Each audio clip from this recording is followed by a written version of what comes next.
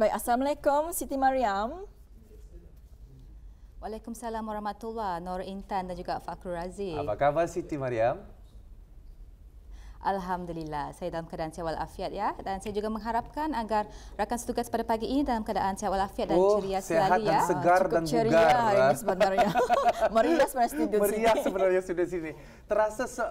Terasa seperti satu Syawal. Baiklah, Siti, bagaimanakah bahan semasa yang dipersiapkan untuk santapan orang ramai di Rampai Pagi? Silakan. Baiklah. Terima kasih rakan setugas di Bandar Seri Begawan. Bismillahirrahmanirrahim. Assalamualaikum warahmatullahi wabarakatuh. Selamat pagi dan salam sejahtera. Alhamdulillah, bersua kita kembali ya menerusi lintas langsung dari daerah Belait di Rampai Pagi TV. Dan seperti biasa, kami akan kongsikan bersama bis kita sebuah bahan dan juga acara semasa, info semasa dari daerah Belait. Dan Alhamdulillah hari ini Sabtu 20 hari bulan Jun 2020. Keadaan cuaca di daerah Belait mendung pada pagi ini dan berkemungkinan hujan di beberapa buah tempat di daerah Belait. Dan di sini saya ingin kongsikan satu info semasa yang mana pemotongan sementara bekalan elektrik akan terjejas esok hari Ahad 21 hari bulan Jun 2020 dan kawasan yang terlibat adalah kawasan Bukit Puan, Luagan Lalak, Tenajur dan kawasan sekitarnya. Dan pemotongan sementara bekalan elektrik ini akan bermula dari jam 8.30 pagi sehingga jam 11.30 pagi dan akan diteruskan pada sebelah petang iaitu mulai dari jam 2 petang hingga jam 4 petang. Ya sudah, itulah dia antara info semasa yang akan berlangsung di sekitar daerah Belait pada minggu ini. Seterusnya, apa kata kita beralih untuk mengikuti sebuah bahan yang telah disediakan oleh rakan tugas kita pada pagi ini.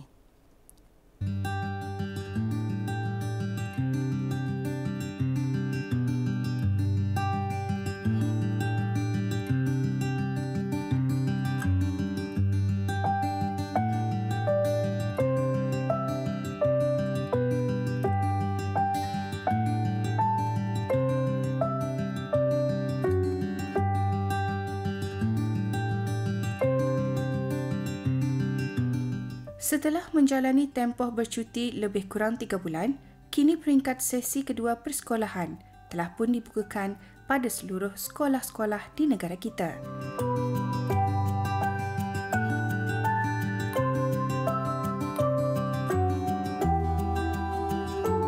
Pada 18 hari bulan Jun yang lalu adalah saat-saat yang dinantikan buat pelajar-pelajar kita, di mana mereka dapat hadir ke sekolah mengikuti pelajaran mereka mengikut garis pandu yang telah disediakan, iaitu dengan cara ini mereka lebih mudah mengikut pelajaran bersama rakan-rakan yang lain.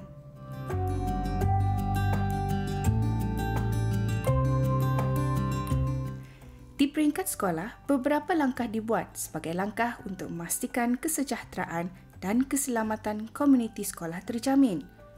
Ini termasuklah pemeriksaan suhu badan bagi sesiapa yang memasuki premis sekolah, menghadkan seorang penjaga untuk menghantar pelajar ke sekolah, pembekalan hand sanitizer di lokasi-lokasi strategik, ruang kawasan sekolah, tiada berkumpulan ataupun perhimpunan sekolah.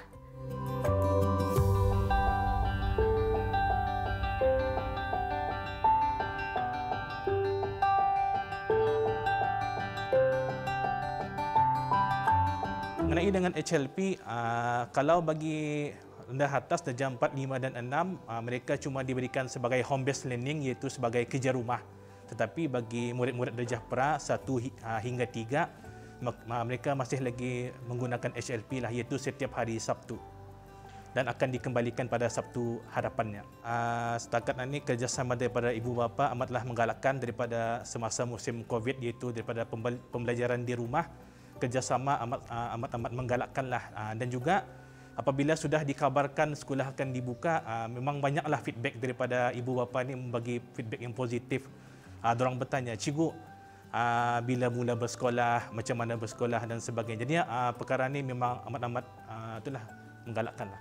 Okey, jadinya semenjak buka sekolah hari ini, kami mengikut SOP yang ditetapkan oleh Kementerian Kesihatan dan juga Kementerian Pendidikan, iaitu apabila orang datang saja ke sekolah, pemeriksaan suhu badan akan dijalankan, kemudian mereka akan diarahkan untuk berjalan mengikut penjarakan sosial, masuk ke bilik darjah masing-masing dan juga mensanitasi tangan diorang lah sebelum masuk ke bilik darjah. Okey, saran kepada pelajar-pelajar supaya ambillah peluang balik ke sekolah ini untuk orang menimba ilmu pengetahuan. Jadinya gunakanlah peluang walaupun saya sudah beritahu tadi 2 hari saya bersekolah, jadinya gunakanlah peluang yang ada tu. Mudah-mudahan akan mendapat kejayaan lah insya-Allah. Alhamdulillah, saya suka pergi ke sekolah kerana saya dapat berjumpa dengan kawan-kawan dan guru-guru dan belajar lebih fokus untuk menghadapi peperiksaan besar tahun ini iaitu SSRU. Saya berasa sangat gembira kerana saya dapat berjumpa dengan teman-teman saya lagi dan saya berasa amat bersyukur kerana saya dapat berjumpa dengan kawan-kawan saya dan belajar seperti sedia kala dan berjumpa cikgu saya.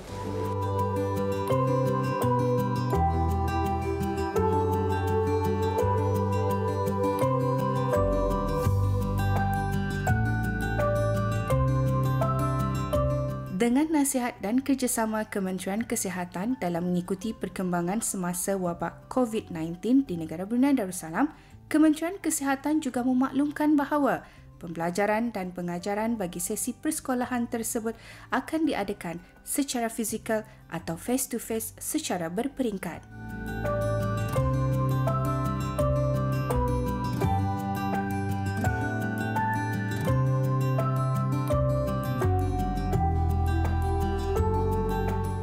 Ini adalah bagi memastikan kesejahteraan terhadap keselamatan dan kesihatan pelajar-pelajar serta warga sekolah di negara Brunei Darussalam sentiasa terjamin. Moga dengan adanya pembukaan sesi penggal peringkat kedua ini akan dapat memberikan peluang bagi pelajar-pelajar kita dalam menimba ilmu dengan lebih gigih lagi.